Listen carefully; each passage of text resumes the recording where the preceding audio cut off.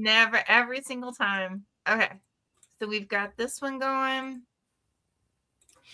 And let's see.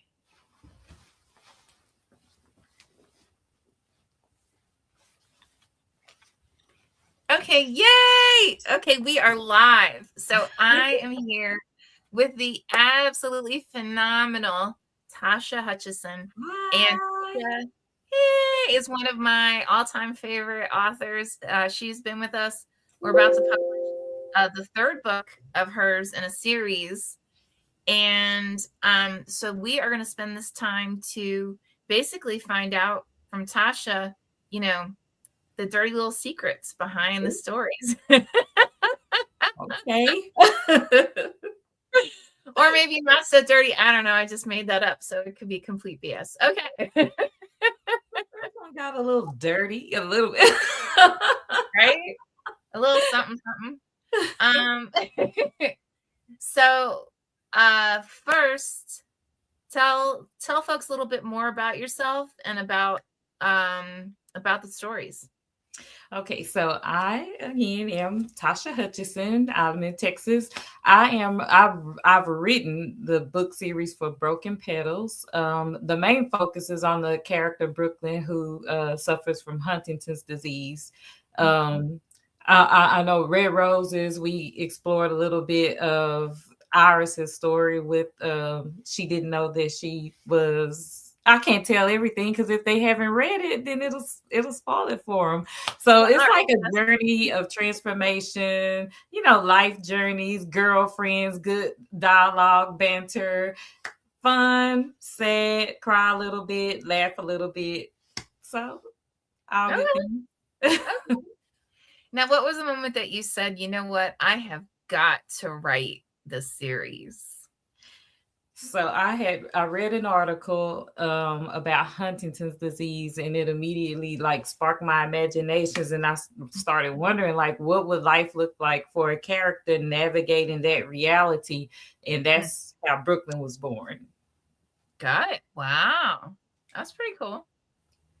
And so, what first sparked the first story in the series? Now, I know you just mentioned with Huntington's disease, but was there anything that helped kind of elaborate the primary character for you? Did that make sense? Yeah, it was the article. It was the article, and then I started researching. And I also have a friend who's a neurosurgeon, so I reached out to her to ask more questions because I was so interested from the article. And then I started researching and looking at videos, reading more articles, and I was just so interested. And I was like, if a person feels hopeless, how would that look each day, knowing that you have this illness that is going to cause your demise? Would you find happiness in life?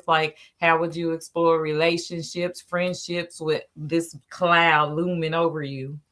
Wow. Oh my goodness. Yeah. Now I could assume this, but I want to ask anyway. Well, no, I'll get to that in a minute. So why this story now? Well, what I usually write, I write with the theme of hope. So it's like the story is heavy, but Brooklyn's strength and her determination makes it possible for the reader to feel inspired. You don't have to have Huntington's to feel inspired by how she's determined to still find happiness in life through it all. Okay. Wow. And what questions were you obsessed with answering while you were writing this? That was it. To finding your purpose and your happiness when the end feels inevitable. So that would be the main question that I kept asking myself with Brooklyn. Okay, cool. Now, if you would just elaborate a little bit more on Brooklyn, who is Brooklyn? What's the story really about with her? Brooklyn she's in her 30s, and her and two friends on event planning just a event planning business. And so she has this group of girlfriends, and they actually keep her going because anytime that she feels down on herself, now she has the best friend from college that she's known since college. And so anytime she feels down, like her friends, her girlfriends, mainly Iris, pick her up. And like, she does not allow her to have a woe is me party with herself. So but Wow. and she's a go-getter. She smart. She has a condo in the sky, glass condo in the sky. Like she's got it all, but that one thing is looming over her. Mm. All right. Wow. Uh now so I could assume that the only thing at stake if things go wrong is that she'll pass. But I don't want to make that assumption. Well, well, yeah, that's inevitable. But like her biggest stake is like she giving up on life instead of truly living it while she still has a chance. So Mm. she knows that the end could be at any time, but did you live? Did you live life or give up on life? Mm. Wow, that's good. That's great. Now what kind of emotional ride should a reader expect as they go through the series? Yeah, you're going to laugh, cry, you get angry, you'll cheer, and hopefully by the time you finish the book, you'll be uplifted. Excellent. Now, what was the hardest part of this book for you to write? Okay, so it's a series. So the last one was the hardest one to write.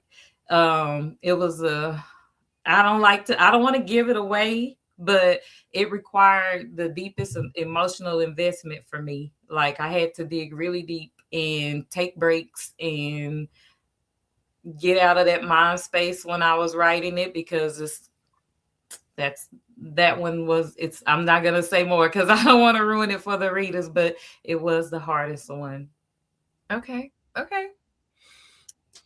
And where were you in your life when this story, when the series, when the story, when the concept really took shape? Actually, I was newly married. Oh, wow. Yeah, I was a stark different from Brooklyn. So I'm in the clouds and happy, and then writing this heavy story. So it was quite a big contrast from the character. Oh, it sounds like it. My goodness. And did writing this change you? And if so, how? Well, I mean, if I could be a bit vulnerable, I do have endometriosis. So it's like understanding how illness can shape a person's world. So writing the story for Brooklyn, it reinforces your belief that a diagnosis should not define who you are as a person. Oh, wow. That's fabulous. Heavy. Okay. I'm sorry. It gets a little heavy. Well, I'm sure that helps the reader kind of get into it and on a multitude of levels. Hmm. So. And what surprised you the most while you were writing this? How I could become attached to the characters. Like, Oh. when you're writing them for so long, especially in the series, it starts to feel like real people to you, like the friendship. Like, it's like, oh, I need a group of girls like that with me. Like, it's you get to feeling like, yeah, I know these ladies, which I do. I have to know them to have a three-dimensional character. Now, did you base any of the characters on anybody that you know or any like public figure? No, No. no one that I know or any public figures. They are totally from scratch. Okay. Okay. Um. Now, what surprised you the most while you were writing this? Oh, I would say that I was able to write such a story, Mm. um, to allow myself to be vulnerable and go into my emotions to portray it in the story. So that's what surprised me the most, that I was able to carry it with the three book series and Mhm. actually explore those lives and make it believable. Yeah. Well, and what kind of feedback have you gotten so far from readers? They really enjoy the girlfriend group. They really enjoy the banter, the Mhm. dialogue. It's believable. It's not flat. And all of the it's because like I write with the heartbeat. So it's like if I go heavy, then I bring it down a little bit. And so it's not just completely heavy. So it's like, okay, I know how to break it up and even it out with the funny moments, a little like maybe a little funny comment or something to break up the heaviness. So they Oh, really enjoy it. oh, I love it. Absolutely love it. Now, what character did you find the most challenging That would to? be Brooklyn. Well, I mean, it doesn't have to be Brooklyn. It could be whoever.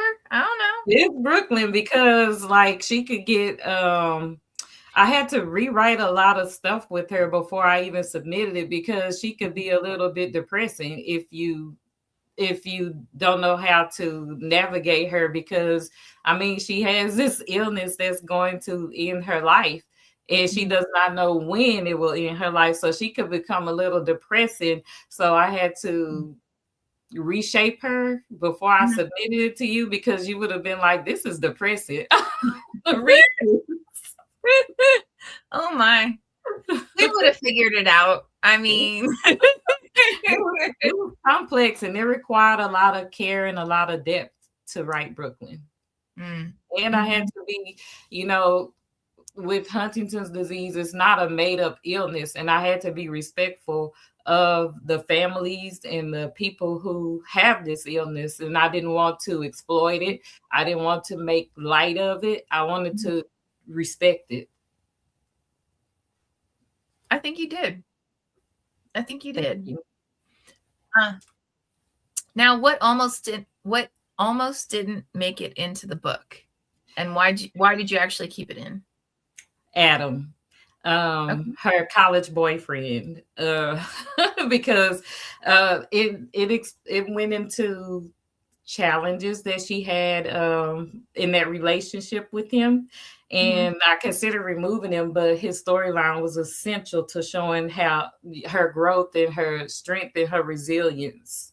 So, it kind of played a part in how who she is and how she's able to push through. So Mm. Adam, he definitely almost did not make it. But I let Wow. him make a little appearance in the last one, but we forgot about him in the second one. I don't Okay. like Adam. I can see that.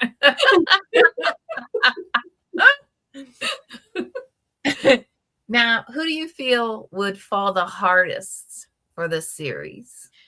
I think anyone who loves heartfelt stories and about transformation, friendships, Mm. anyone who finds light even in darkest moments, someone who just enjoys a story, one that, from the beginning to the end. Like Mhm. I try to pay close attention to my middle parts because, in a book, sometimes the middle part uh, kind of drags and bores you. So if you like a story and that'll keep you turning pages, I Mhm. think Mhm. anyone who likes that would like it. Okay. Cool. Um, Now what do readers say they weren't expecting that you gave them? That they will become emotionally invested with the characters. And Excellent. yeah, Mm. I've heard that quite a bit. Um, Now if someone reads the first 20 pages, we'll start with the first in the series, right? So if someone reads the first 20 pages, what keeps them going? What makes them say, you know what, I have to keep reading this book? I will say the authenticity of that word kills me. The authenticity of friendships and the emotional pull and the draw of Brooklyn's character and the girls around her. Like everybody, I try to make sure that I give everyone a place in the story. Like if they appear in there, then they should have a reason to be there. So I feel like it'll be like the friendship, the bonds, like I don't know. Have you watched the movie? What was the name of that movie? Waiting to Exhale. The group of girlfriends, the banter, the funny moments, and the heavy stuff. Like I would liken it to that a little bit. Okay. Oh, fabulous. And what mood do you think you feel the reader should be in when they are actually reading these stories? I would say be open hearted and ready to feel. That's what I would say. Be ready to feel. Okay. And in one sentence, why pick up this series? Okay, let me gather my thoughts with one sentence. I would say it's a powerful reminder that hope, love, and friendship uh, can carry us through anything, no matter, like, especially like with the fatal illness with that looming over her. So, with that, if that can carry her, it can hope, love, and friendship can carry us through anything.